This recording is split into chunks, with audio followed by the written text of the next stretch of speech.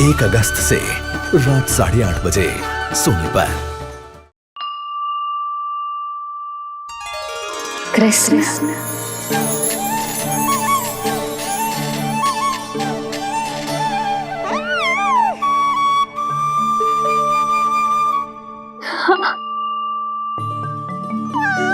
और जो मानवता के शत्रु हैं, उनके जीवन में ये नाम अशांति, असुरक्षा, भय उत्पन्न करेगा। पर सात्विक प्रवृत्ति के व्यक्तियों के लिए ये नाम शांति, संतोष और सुख का सूचक होगा।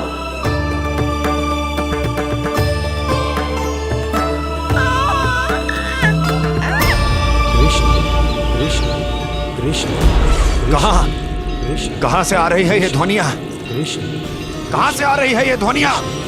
कृष्ण कृष्ण स्वामी महाराज। कृष्ण कृष्ण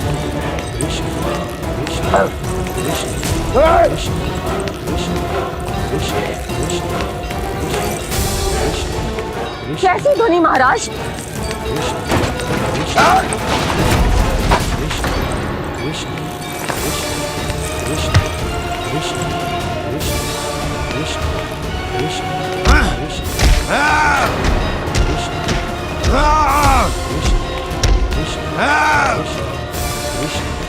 स्वामी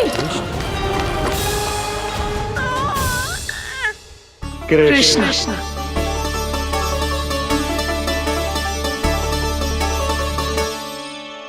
कृष्ण, जे नाम अनंत काल तक स्मरण किया जाता रहेगा, जय तेरी मैया का आशीर्वाद। संसार मुझे कृष्ण बुलाए या नीलमणि कहकर पुकारे, मैं रहूंगा तो बस यशोमती मैया का नंद लाला।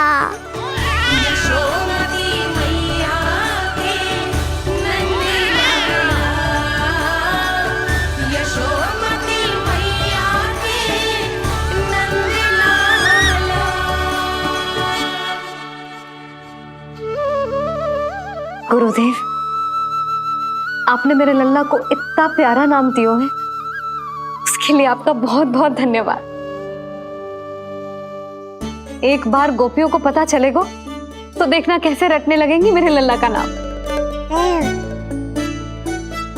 इससे पहले कि आप सब बाहर जाकर किसी और को बताएं, एक कर्मकांड शेष है। नामकरण के बाद पिता को आशीर्वाद के रूप में कुछ न कुछ उपहार बालक को अवश्य देना चाहिए।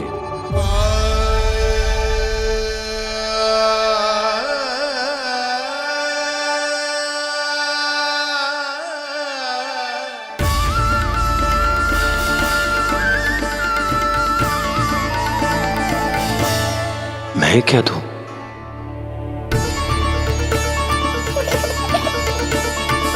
वासुदेव मेरे शिष्य हैं और उनकी अनुपस्थिति में यह दायित्व मैं निभाऊंगा।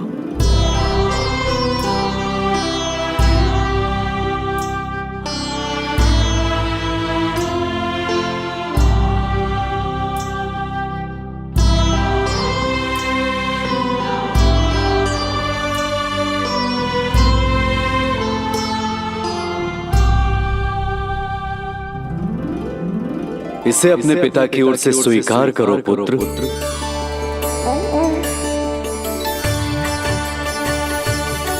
कल्याण हो।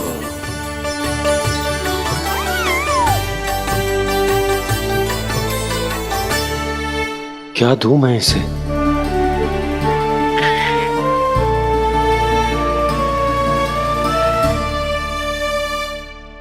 आप सोच क्या रहे हो? आशीर्वाद दो ना अपने कृष्ण को। अच्छा, सोच रहा हूं कि लल्ला को क्या दूं।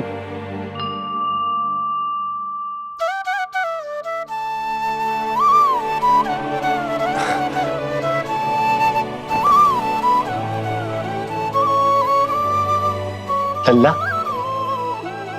तू स्वयं ही बता दे, तुझे क्या चाहिए?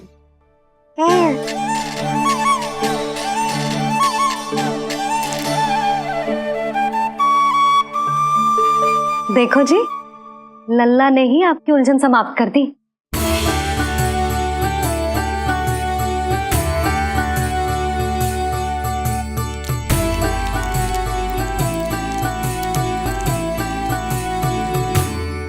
मेरा आशीर्वाद कि तेरा ये नाम कृष्ण तेरी प्रजा के लिए बहुत हितकारी हो।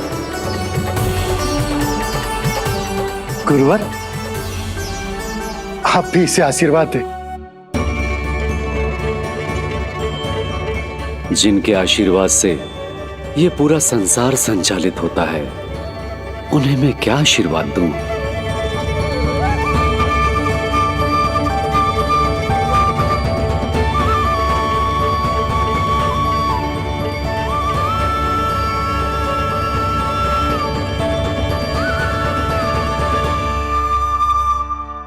आपने तो मुझे मेरा नाम दिया है ऋषिवर। ये तो मेरा सौभाग्य था प्रभु कि आपने इस कार्य के लिए मुझे चुना। पर आपका कार्य अभी समाप्त नहीं हुआ ऋषिवर। एक विनती और है मेरी। आज्ञा दीजिए प्रभु, क्या करना होगा मुझे? बाबा को मेरी वास्तविक पहचान बतानी होगी आपको, और इन्हें इस बात के लिए मनाना होगा कि ये मैया को कभी भी मेरा सत्य पता ना चलने दे। पर प्रभु, मैं ये कैसे कर पाऊंगा? आप ही कर पाएंगे ऋषिवर, क्योंकि अब आप इस कृष्ण अवतार के मुख्य उद्देश्य को जानते हैं। बंद करो, बंद करो ये ध्वनिया। कौन सी ध्वनिया? ये ध्वनिया बंद करो, बंद करो। क्या सुनाई दे रहा है आप? ये शब्द जो मेरे कानों में गूंज रहा है। भरत, भरत समझिए। रुक जाइए। मुझे मारा।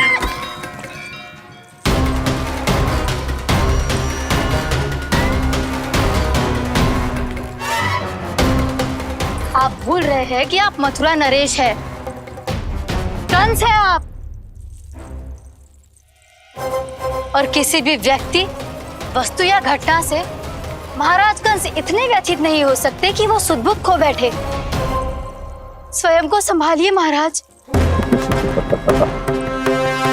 बंद हो गई, बंद हो गई, बंद हो गया वो स्वर, बंद हो गई वो ध्वनिया। रापी, यूं मत सोचना कि मैं तुम्हें सुन नहीं रहा था। तुम सत्य कह रही हो। मैं कंस हूं। किसी भी व्यक्ति, वस्तु या घटना से व्यथित नहीं हो सकता। दुर्जन! जी महाराज। इस सिंहासन को पुनः स्थापित करो। यदि कोई भी योग्य इसे स्वयं सिद्ध करने नहीं आता तो मुझे पता है मुझे क्या करना है, कैसे उस दुष्ट बालक का संहार करना है। मैं भली भांति जानता हूं। ये दायित्व आपको ही निभाना होगा ऋषिवर। इससे दो लाभ होंगे। एक तो मेरे बाबा कंस के कारण होने वाली चिंता से मुक्त हो जाएंगे, और आवश्यकता पड़ने पर मेरी पहचान को मैया से सुरक्षित रखने में सहायता भी करेंगे।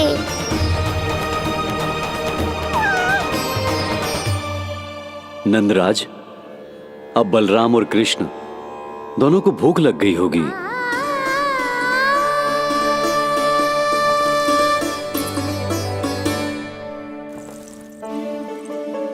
प्रणाम गुरुदेव। प्रणाम गुरुदेव।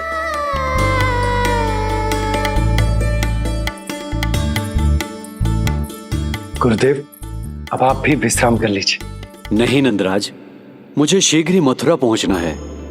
राजा वासुदेव और रानी देवकी मेरी प्रतीक्षा कर रहे होंगे। पर इससे पहले कि मैं जाऊं, मुझे आपको कुछ बताना है।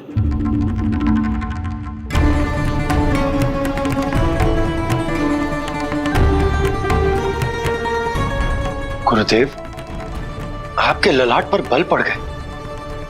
सब कुछ ठीक तो है ना? कहीं आप मुझे कंस के बारे में तो ना बताना चाहते? गुरुदेव, मैं जानता हूं कि कंस नवजात शिशुओं की हत्या करवा रहा है।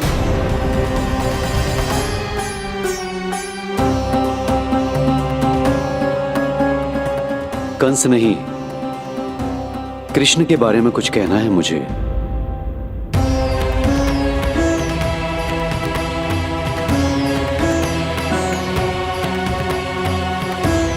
बताइए गुरुवर। मैं एक ऐसा सत्य बताने जा रहा हूं नंदराज, जो है तो वरदान, पर उसे स्वीकारना आपके लिए बहुत कठिन होगा। गुरुदेव, आप जो कह रहे हैं वो मैं समझ ना पा रहा हूं। बताइए ना।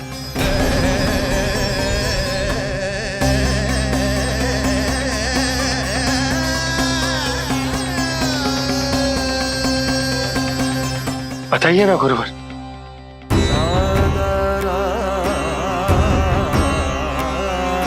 सत्य यह है नंदराज, कृष्ण राजा वासुदेव के पुत्र हैं। कृष्ण राजा वासुदेव के पुत्र हैं। कृष्ण राजा वासुदेव के पुत्र हैं।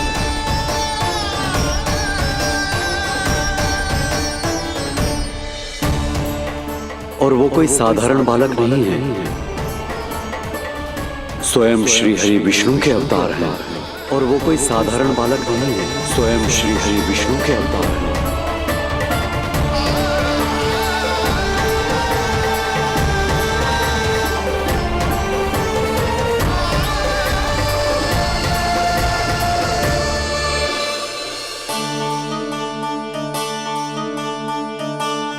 जो विचित्र लग रहा है। कौन हो तुम? मैं हूं श्री विष्णु का अवतार। जी कैसे संभव है गुरुदेव? वो तो नन्हा सा बालक।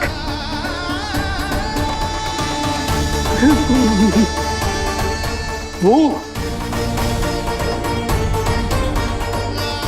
श्री नारायण का अवतार कैसे हो सकता है?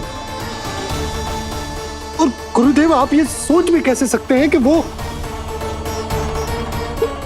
मेरा लल्ला वसुदेव भैया का पुत्र है?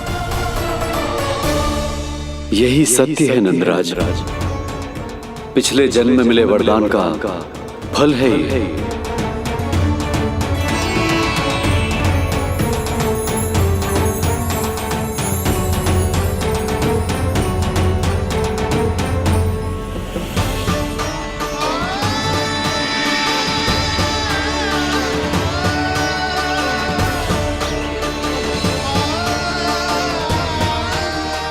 मैं आपकी संतान के रूप में अवश्य आऊंगा, किंतु उसके लिए आपको मेरे अगले अवतार के बाद एक और अवतार की प्रतीक्षा करनी होगी, क्योंकि अगले जन्म के लिए मैं पहले ही ये वरदान माता देवकी को दे चुका हूं। इस समय मैं विवश हूं, किंतु मैं आपको वचन देता हूं, आपकी संतान बनकर अवश्य आऊंगा, अवश्य आऊंगा। प्रभु, श्रीहरि को अपने सामने देखकर मेरी व्याकुलता का बांध टूट गया है। 2 जन्म बहुत बड़ा समय होता है स्वामी। अपने पुत्र के रूप में हरि को गोद में खिलाने के लिए अब मैं और 2 जन्मों तक प्रतीक्षा नहीं कर सकती। धरा!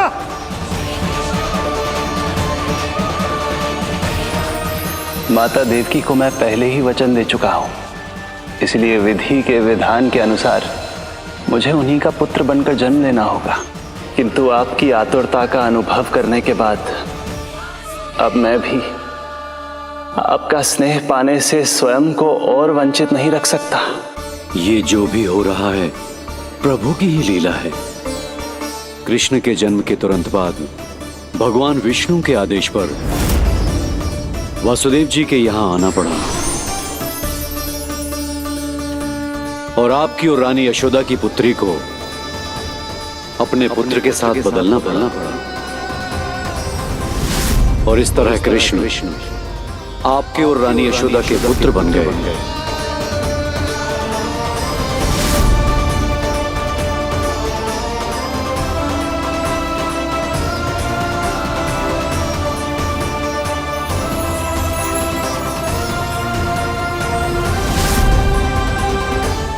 आपने सही कही थी गुरुदेव, कि सुनने में तो वरदान ही लगता, पर इसे स्वीकार करना उतना ही कठिन। जब यशोदा को इस बात का पता चलेगा तो उसे कैसा लगेगा? अपने नाम का अर्थ अच्छे से सुनो है ना तूने? उसका हर एक अक्षर भगवान श्री नारायण से संबंधित है, जैसे उन्हीं का स्वरूप है तू। बस मैया, ये सत्य आपसे छुपा रहे, इसी कारण बाबा के लिए ये जानना आवश्यक है। फिर चाहे इसे स्वीकार करना उनके लिए कितना भी कष्टदायक क्यों ना हो। नहीं नंद, ये सत्य उन्हें आप नहीं बताएंगे। स्वयं प्रभु ने मुझसे कहा है, किसी और प्राणी को इसके बारे में भनक तक नहीं लगनी चाहिए, और रानी यशोदा को तो बिल्कुल नहीं। गुरुवर, कंस के आक्रमणों की जानकारी यशोदा से पहले ही छुपाकर रखना कठिन था। अब इतना बड़ा सत्य मैं यशोदा से कैसे छुपाऊंगा? आपको छुपाना ही होगा नंदराज, यही प्रभु की इच्छा है।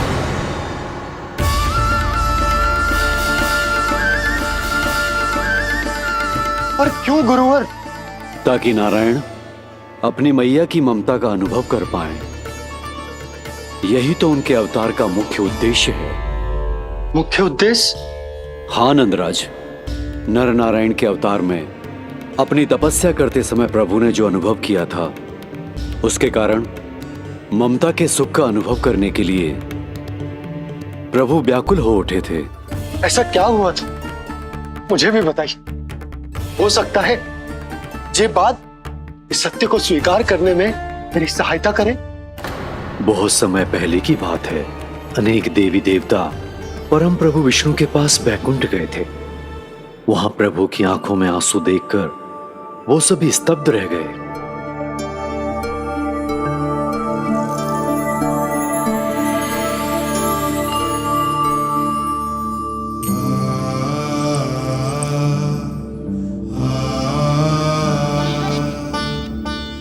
प्रभु, आपकी आंखों में आंसू?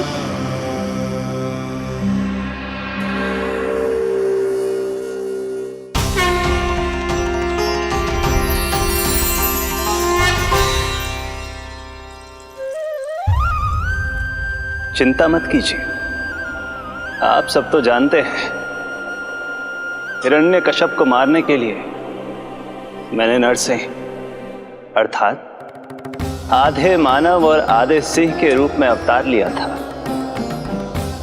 उस राक्षस का वध करने के बाद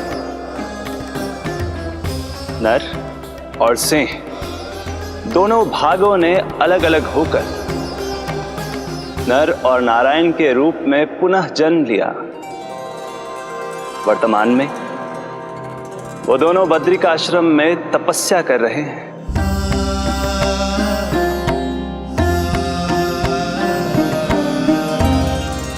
आज उन दोनों ने कुछ ऐसा देखा जिसने मुझे भी भावुक कर दिया।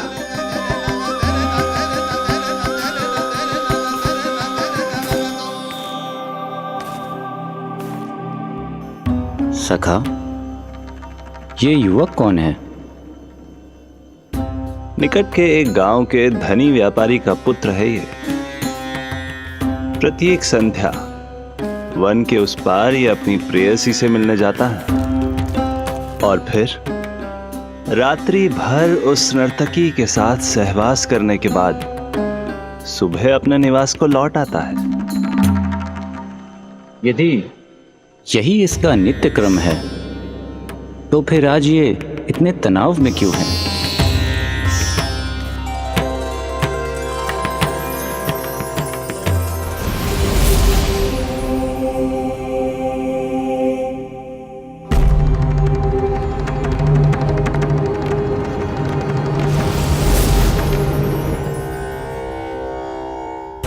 कल रात्रि प्रेम क्रिया के मध्य उस नर्तकी ने इससे पूछा, यह सबसे अधिक प्रेम किससे करता है? जब इसने कहा तुमसे, तो वो बोली, तुम्हें अपने प्रेम को सिद्ध करना होगा।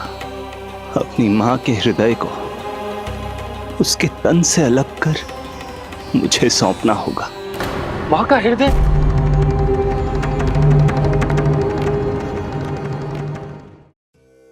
फिर क्या हुआ प्रभु? वो लाया अपनी मां का हृदय? ये जिज्ञासा यक्ष प्रश्न बनकर पूरे दिन नर और नारायण के मस्तिष्क में कौंधती रही। उन्होंने संध्या होने तक वहीं नदी किनारे प्रतीक्षा करने का निर्णय लिया, ताकि वो ये जान सके कि क्या वो युवक अपनी क्रूर प्रेयसी को छोड़ेगा या वासना में अंधा होकर अपनी ही माता की हत्या करने का जघन्य अपराध करेगा। अब उसके वन पार करने का समय बीत चुका है। युवक ने विवेक का परिचय दिया है सखा। हे प्रभु, आपका कोटि कोटि धन्यवाद।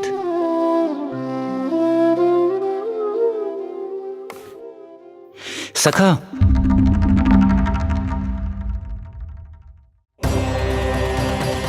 सखा मुझे बताओ, जो अकल्पनीय था कहीं वो घट तो नहीं गया?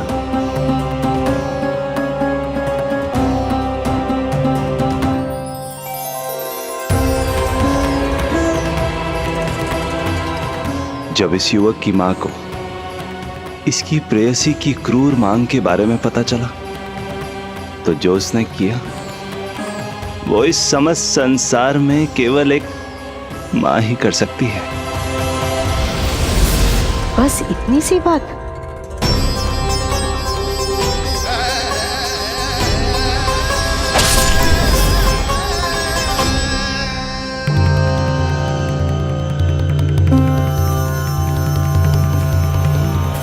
संभाल के मेरे बेटे, कहीं चोट ना लग जाए तुझे। संभाल के मेरे बेटे, कहीं चोट ना लग जाए तुझे।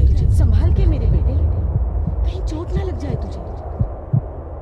ये तो उसकी मां की पुकार है। मां, मैंने क्या कर दिया मां? मां!